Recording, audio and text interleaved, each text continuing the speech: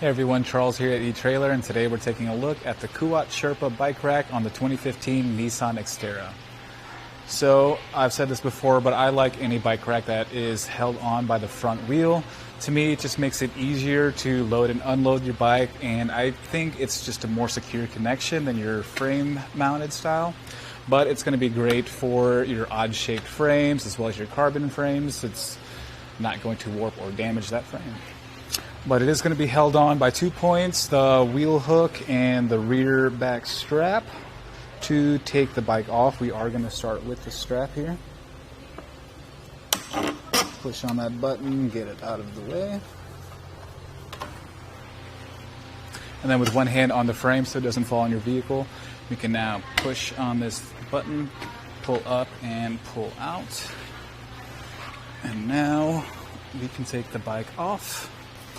And with the bike off, we can take a closer look at these cradles.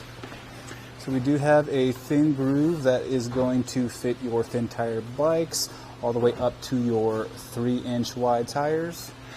And it does fold down too to make it nice and sleek when your bike's not on. The rear cradle pivots to accommodate your wheelbases of up to 47 inches.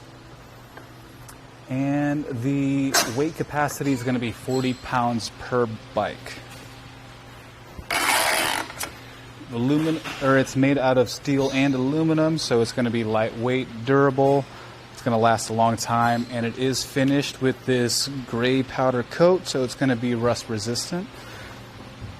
We do have these included cable lock cores that is right here. It's going to be key to like with the lock that comes on your hitch pin. And with a bike rack on the back of your vehicle, you do have some added length. And with our setup here, from the bumper to the furthest point, we have about 35 inches of added length, something to keep in mind when you're backing in a tight spot or trying to park in your garage. And the ground clearance to the bottom of this handle here is about 27 inches. And from the shank, it's going to be about 16 1/4 inches. Another thing to note when you're going up those steep driveways, the front of your vehicle is going to go up and the rear is going to go down. So we do have a tilt away feature that is going to be accessed by this lever here.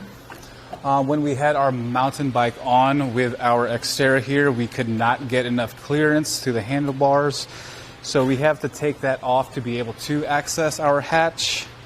So you wouldn't really need to tilt it away in this manner, but it can also fold up as well, which is a great space saver. So now the added length from our hitch to this knob is about 18.5 inches, and the closest point from our hitch is about 9 inches. Definitely not going to get any closer than that. We have a 2-inch shank that fits into our 2-inch hitch receiver. It comes with this hitch pin and lock, but the real action is going to be with this hand tightening cam system here. That is what is going to give it this anti-rattle feature. So tool-free installation, really handy for not having to worry about keeping an extra tool in your vehicle. But as you can see, as I'm shaking the rack, the whole vehicle is moving, ensuring its secure connection. Also, they do have an included tool that will help you just have extra torque in tightening this down if your arms are too tired or whatever. But overall, this is a solid quality rack. It is built very nicely. I love the tilt-away features and everything like that. If you wanted something that is going to work better with your Xterra, very similar features is the Yakima Stage 2 bike rack. We were able to tilt that away and get into the hatch, but overall, this is a solid choice. And that does it for our look on the Kuat Sherpa 2.0 bike rack on the 2015 Nissan Xterra. Here on our test course, we'll start by going through the slalom. This is going to show us the side-to-side action, which simulates turning corners or evasive maneuvers. Once we get to the alternating speed bumps, we'll see the twisting action. This will simulate hitting a curb or a pothole or driving over uneven pavement. Now lastly, we're going over some full speed bumps, and we can see here the up and down action, and this will just be like driving in and out of a parking lot, garage, or driveway. So we can see here how the bike rack moves with our truck.